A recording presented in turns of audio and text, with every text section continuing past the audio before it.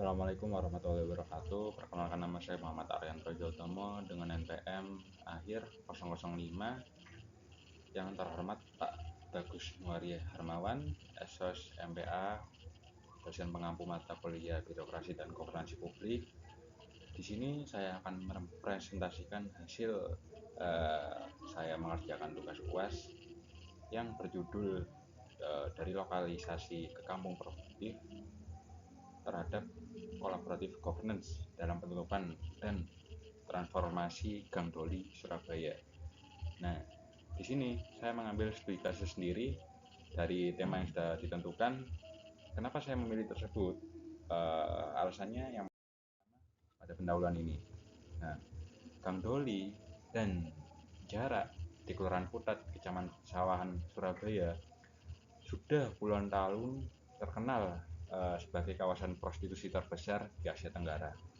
Lebih dari 800 wisma, kemudian ribuan pekerja seks dan mucikari, serta ribuan pedagang kaki lima dan tukang parkir menggantungkan hidup pada kawasan ini. Sehingga praktik prostitusi telah menjadi ekosistem ekonomi yang mengakar di tengah masyarakat. Nah, pada tahun 2014, pada saat pemerintah kota Surabaya dibawa ke kepemimpinan Tri Risma Harini, wali kota tersebut memiliki pendekatan yaitu represif administratif yang berdasarkan pada Perda nomor 7 tahun 1999, yaitu tentang larangan menggunakan tempat untuk perbuatan asusila. Namun penutupan ini menjadi titik awal proses governansi publik yang melibatkan banyak aktor untuk menangani dampak sosial ekonomi yang ditimbulkan. Nah, inilah yang menjadikan saya mengangkat kasus Gang Doli untuk dikaji melalui lensa collaborative governance. Nah, ini sedikit data sekilas kawasan Gang Doli, yaitu terdapat 800 lebih wisma esek-esek atau ya tempat panti pijat yang beroperasi di kawasan Gang Doli atau di jarak tersebut. Kemudian 9.000 pekerja seks per malam yang tercatat pada masa kejayaannya, terutama di masa tahun 90-an. Nah, di masa ini 9.000 pekerja seks, kemudian 1.450-an wanita binaan dipulangkan dan diberdayakan oleh Pemkot dan mengucurkan dana sekitar 7,3 miliar untuk program ekonomi kreatif. Dan tepatnya 19 Juni deklarasi resmi ditutup dan alih fungsi kawasan lahan Gang Doli atau Jarak. Kemudian kronologi kasus dari lokalisasi ke deklarasi penutupan. Yang pertama, era kolonial. Praktik prostitusi di kawasan ini mulai tumbuh sejak masa kolonial yang mengikuti perkembangan kota, terutama di pesisir Surabaya ini kan dekat sangat dengan pelabuhan, yang terutama perdagangan pada saat itu sangat pesat ekonominya. Kemudian yang kedua, puncak kejayaan. Pada masa kawasan Doli dan Jarak berkembang menjadi lokalisasi terbesar Asia Tenggara, ratusan wisma menjadi tumpuan hidup bagi PSK. Nah, ini yang perlu saya garis bawahi. PSK sangat menggantungkan perekonomiannya di wilayah Gang Doli ini. Kemudian mucikari dan pedagang dan tukang parkir secara simbiosis. Jadi mereka ini saling kolaborasi antara pengusaha wisma, kemudian pekerjanya, dan mucikari, kemudian pedagang ini. Mereka saling berkolaborasi pada masa kejayaan tersebut. Kemudian yang ketiga, nah, masa-masa kebijakan 2015 sampai kebijakan penutupannya ini terbit, Pemkot Surabaya menegaskan terhadap Perda nomor 7 tahun 1999 dan menargetkan penutupan total pada 19 Juni 2014 disertai program pengalihan profesi bagi warga terdampak. Nah, 4 deklarasi bersama. Nah, pada saat deklarasi bersama ini, warga Kelurahan Putrajaya menandatangani deklarasi alih fungsi lahan dan alih profesi di Islamic Center Surabaya yang dihadiri Menteri Sosial, Gubernur Jatim, Wali Kota Surabaya, LSM, hingga PSK dan mucikari. Pada saat masalah ini dilakukan penutupan, dilema penutupan lokalisasi, Gang Doli tersebut pada masa birokrasi publik, kebijakan harus ditegakkan demi ketertiban sosial dan moral publik. Penegakan Perda Nomor 7 tahun 1999. Tetapi di sisi lain, kebijakan tersebut berlangsung menghilangkan sumber penghidupan ribuan warga yang selama puluhan tahun menggantungkan pada ekonomi lokalisasi. Tanpa solusi yang melibatkan masyarakat secara aktif, kebijakan top-down semata beresiko memunculkan resistensi gugatan hukum bahkan masalah sosial bagi penutupan. Nah, bukti dilemanya ini contoh kasus Sumarti, dan tetapi nama ini saya samarkan untuk melindungi nama orang tersebut. Sejumlah ex-PSK yang tidak mendapatkan kompensasi memadai terpaksa beralih ke pekerjaan ilegal seperti mengepul togel demi menyambung hidup. Nah, ini menunjukkan bahwa penutupan tanpa skema pemberdayaan ekonomi yang kuat dan berkelanjutan dapat memindahkan masalah, bukan menyelesaikannya. Kemudian pihak yang terdapat langsung, yaitu PSK dan tuna sosial, kemudian pemilik dan pengelola wisma, ketiga pedagang kaki lima dan tukang parkir di kawasan tersebut, kelima anak-anak di lingkungan kawasan tersebut yang seharusnya hidup dan tumbuh di lingkungan yang sehat. Nah, ini analisis collaborative governance yang saya lakukan pada saat saya riset melakukan tugas PPD ini. Model pemerintahan pada saat itu tidak bekerja sendiri dalam merumuskan, melaksanakan, dan mengevaluasi kebijakan publik, melainkan pembangunan kerjasama yang setara dan saling menguntungkan dengan aktor non-pemerintah serta masyarakat, organisasi masyarakat, kemudian perguruan tinggi dan media. Menekankan bahwa kolaborasi sejatinya terjadi melalui proses dialog, negosiasi, dan komitmen bersama, bukan sekedar konsultasi formal satu arah. Tetapi kasus Doli ini tersebut dianalisis melalui pendekatan karena penyelesaiannya tidak mungkin dilakukan murni melalui instruktif dan administratif.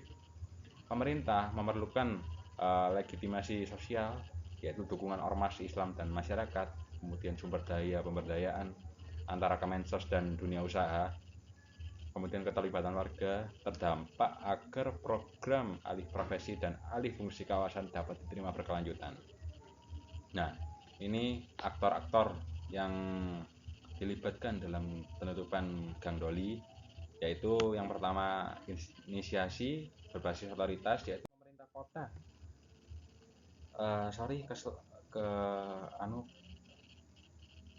Pak, mohon maaf, ini saya jelaskan sedikit, yaitu inisiasi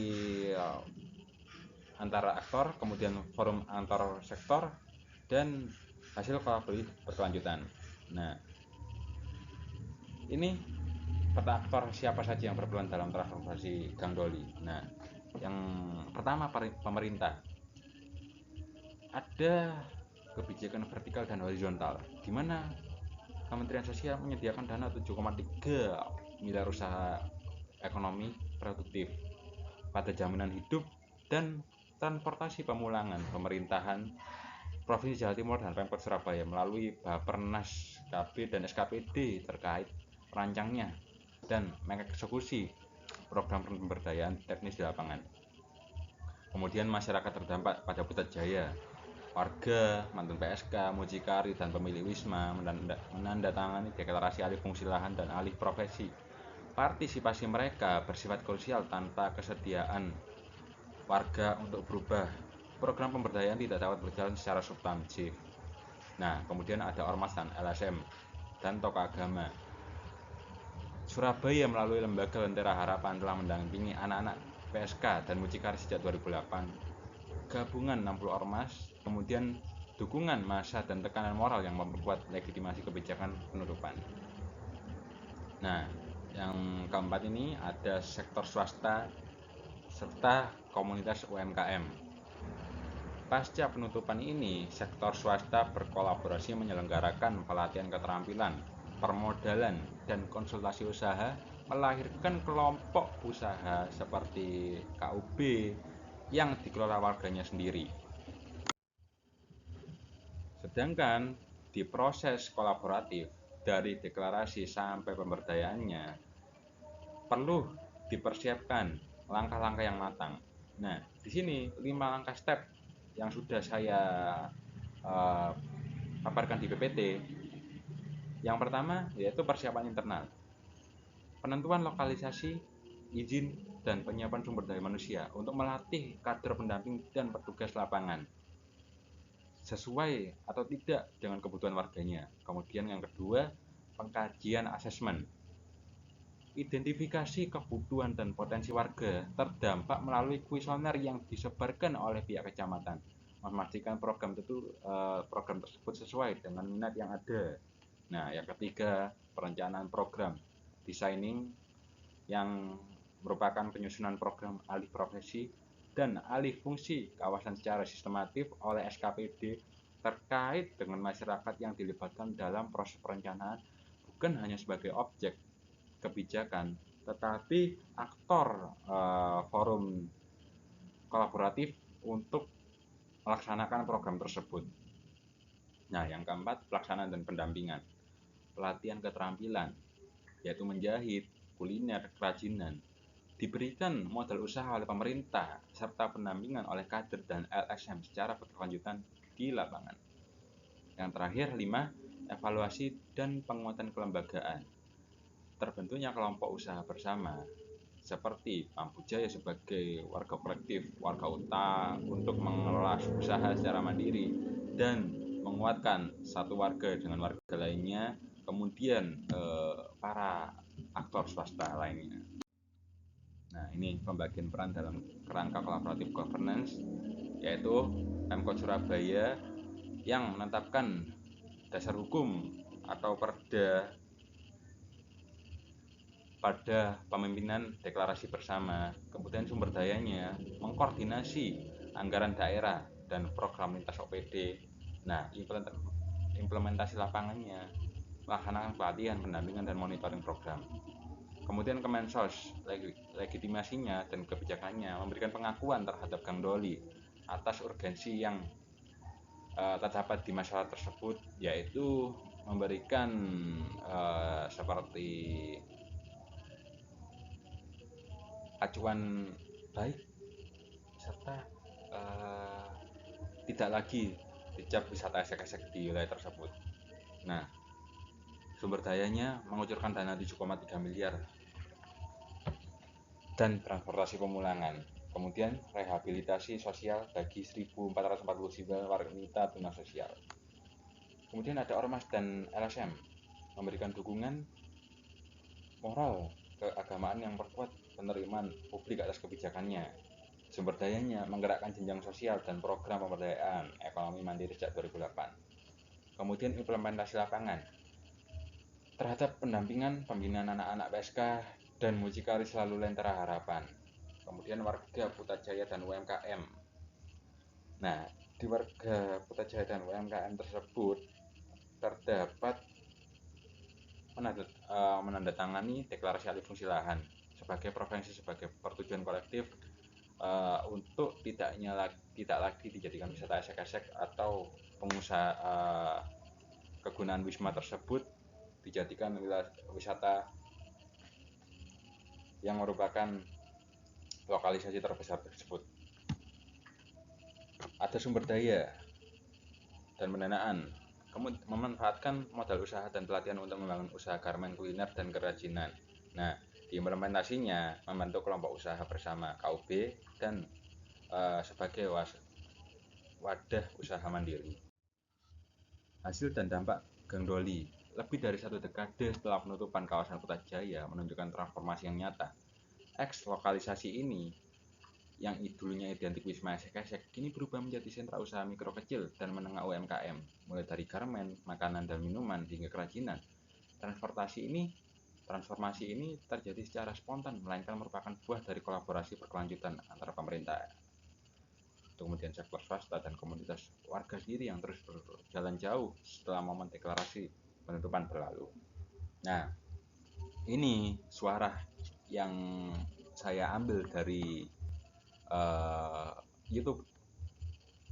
Atik Triningsih, warga yang dulunya terdampak penutupan lokalisasi, yang menyampaikan rasa syukur karena kawasan tersebut hidup kembali dengan wajah yang baru, yang lebih baik dari hasil penelitian bisnis yang diadakan Pemkot Surabaya.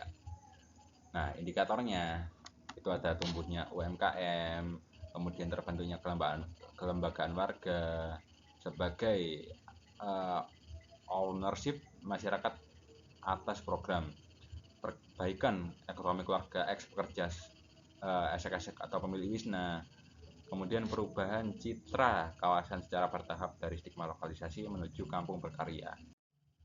Nah, tantangan sendiri yaitu resistensi potensi dan gugatan hukum.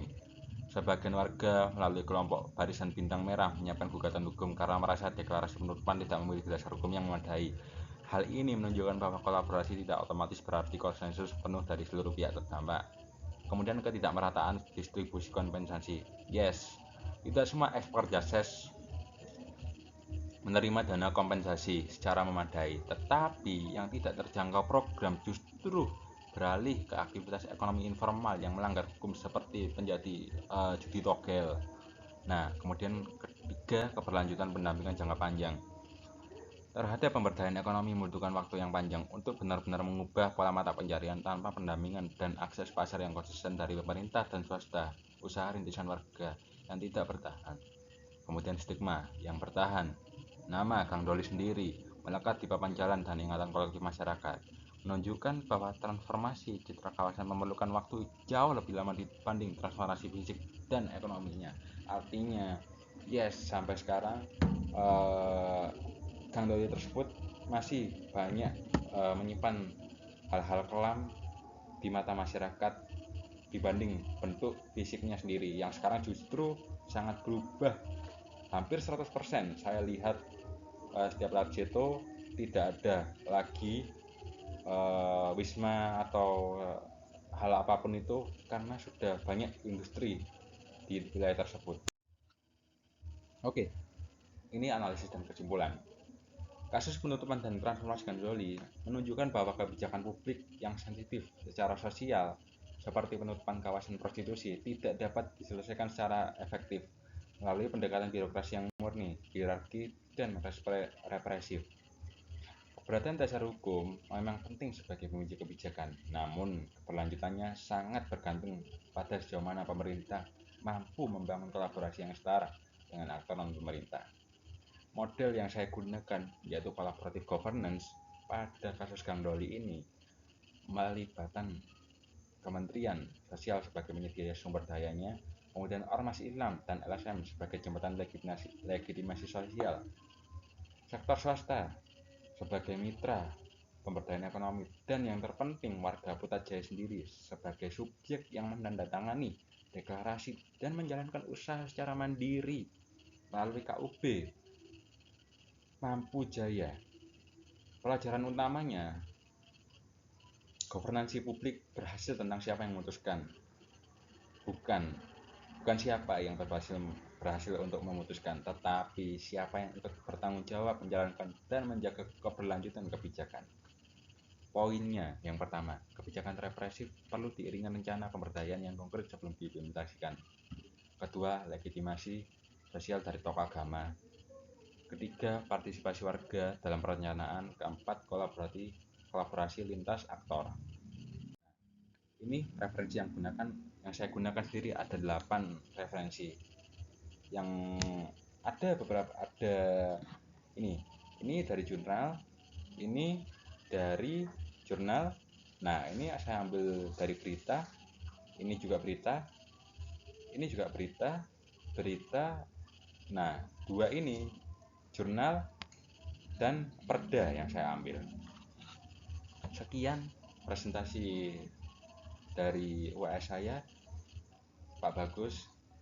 Mohon maaf yang sebesar-besarnya bila ada salah dan kata saya dalam pengucapan presentasi yang saya kerjakan.